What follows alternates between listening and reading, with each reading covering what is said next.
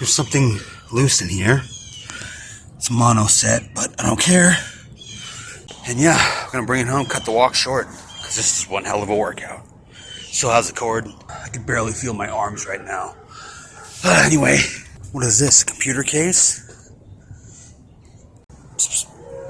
Hello. Okay, look. Hi. Come on. Come on.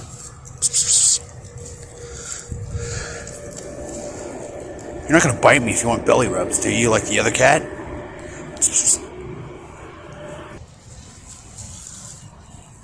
No, don't bite me.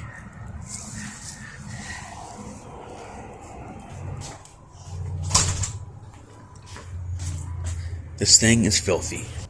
The tube's fine. Actually, no, it's scratched to hell and back. But the tube had the air let. Can I speak? The air hasn't been let in it. Your phone jack. Something's loose inside here. That got yanked off. And the label's gone. It's from 02, 03, 04. I guess. It's disgusting. There will be no cleaning montage. What the hell? It's paint. It's a Phillips tube, but it says manufactured by. Yes, I put it in Tate mode, or Tate mode, or whatever the hell they call it, just to get the screw taken out of the bottom. These are these stupid hex bits. I don't have the right driver, so I had to take this thing apart to get that out, just to use it. That's so stupid. The capacitor came out. What the hell? The bottom of the heat sinks are rusty. Ugh. Let me blow this thing out. As you saw by looking at the capacitor, and how rusty the board is, it'd be a miracle if this thing worked. This thing's trash. Parts only. 2 speakers instead of 1. Anyway, let's just bring it inside, see if it does anything.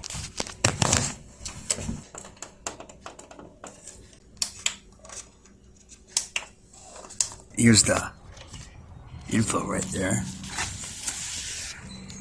Oh well. That's why you save these and take them home, see if they work, because it might work and it might not. If it doesn't, maybe you could get some convergence strips out of the deal. Tweak one of the TVs you already have. Let's try to take the yoke off. Maybe someone could use that. Here's the electron gun assembly. It's a little bit baked right there. You see the discoloration. Anyway, yeah, I was messing with it a little too rough, and air just rushed in.